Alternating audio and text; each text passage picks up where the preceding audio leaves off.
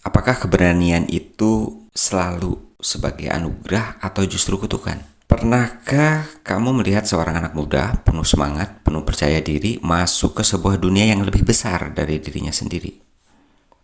Dia tahu cara memulai, dia tahu cara masuk, tapi dia tidak tahu bagaimana caranya untuk keluar. Itulah kisah Abimanyu, sebuah keberanian yang dipuja tapi juga tragis.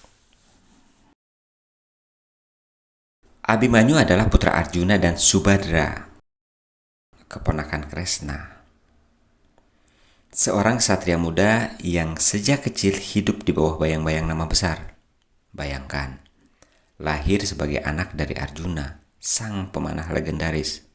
Lahir sebagai keponakan Kresna yang dihormati sebagai awatara. Sejak bayi, dunia sudah meletakkan ekspektasi padanya. Suatu hari, kau harus sehebat ayahmu. Dan bukankah itu juga kisah banyak anak muda hari ini? Anak-anak yang lahir di tengah keluarga yang menaruh harapan besar. Ada yang disuruh melanjutkan bisnis keluarga, ada yang didorong untuk lebih sukses dari ayah ibunya, dan tanpa sadar, mereka tumbuh dengan beban, harus membuktikan diri. Dalam Perang Kurusetra, Drona, guru besar Kurawa, menciptakan formasi perang yang disebut Cakra Yuha. Bayangkan sebuah pusaran maut, seperti roda raksasa yang berputar, siap menghancurkan siapapun yang mencoba masuk. Di antara semua Pandawa, hanya Arjuna yang tahu cara masuk dan keluar dari formasi itu. Tapi hari itu, Arjuna sengaja dijauhkan dari medan perang. Dan Abimanyu lah satu-satunya yang tahu bagaimana cara masuk. Masalahnya, ia hanya tahu cara masuk, ia tidak tahu cara keluar. Tapi lihatlah keberanian itu. Abimanyu tetap maju. Seorang anak muda melangkah ke medan perang raksasa, dikerumuni ksatria-ksatria senior Kurawa, seperti seorang fresh graduate yang dilempar ke ruang rapat besar sendirian, berhadapan dengan para direktur kawakan. Dia maju bukan karena yakin akan menang, tapi karena kalau dia tidak maju, barisan Pandawa akan hancur total. Keputusan yang mahal. Berani masuk ke pusaran walau tak tahu mungkin tidak akan bisa kembali. Pertempuran pun dimulai. Abimanyu masuk menembus satu demi satu lingkaran Cakrayuha. Panahnya melesat, kudanya menderap, dan setiap langkahnya adalah sejarah keberanian seorang anak muda. Tapi semakin ke dalam, semakin ia terkepung. Duryodhana, Karna, Drona, Aswatthama, semua kesatria besar Kurawa mengeroyoknya. Bayangkan, seorang anak muda dikerubuti oleh senior-senior paling berbahaya.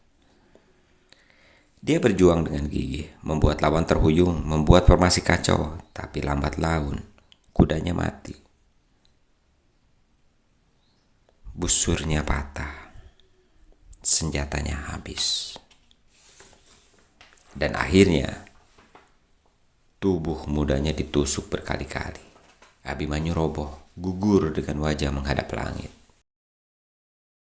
Kisah ini tragis tapi juga puitis. Seolah berkata ada keberanian yang tidak bisa diukur dengan kemenangan. Dan bukankah hari ini kita pun melihat hal yang sama? Anak-anak muda berani melawan sistem, tapi akhirnya patah karena tidak ada yang menopang mereka.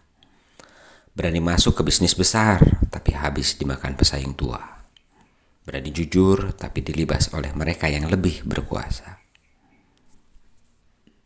Abimanyu menjadi simbol keberanian muda.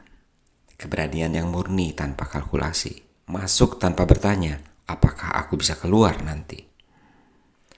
Tapi di balik itu ada pelajaran. Keberanian tanpa kebijaksanaan bisa menjadi jebakan. Dan generasi muda tidak boleh dibiarkan bertarung sendirian. Kita bisa belajar dari kisah ini. Jangan hanya menuntut anak muda berani, tapi juga siapkan jalan keluarnya. Jangan hanya berkata kamu harus jadi penerus, tapi juga dampingilah dengan kebijaksanaan dan pengalaman. Seorang bijak pernah berkata, segala sesuatu muncul dan lenyap. Keberanian pun akan lenyap bila tidak ditopang kebijaksanaan. Yang abadi bukan keberanian semata, tapi kebijaksanaan yang membuat keberanian itu terarah.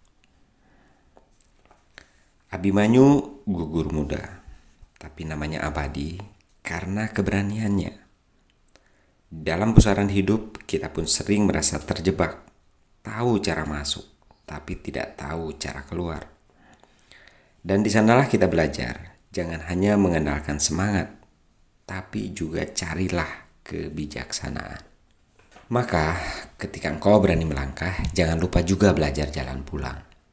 Ingatlah Abimanyu, seorang kesatria muda yang jatuh, tapi tidak sia-sia, karena keberaniannya menjadi pelita, bahkan setelah tubuhnya tiada. Demikianlah Wiracarita Mahabharata kali ini. Sampai jumpa minggu depan dalam kisah berikutnya. Semoga bermanfaat. Bye-bye.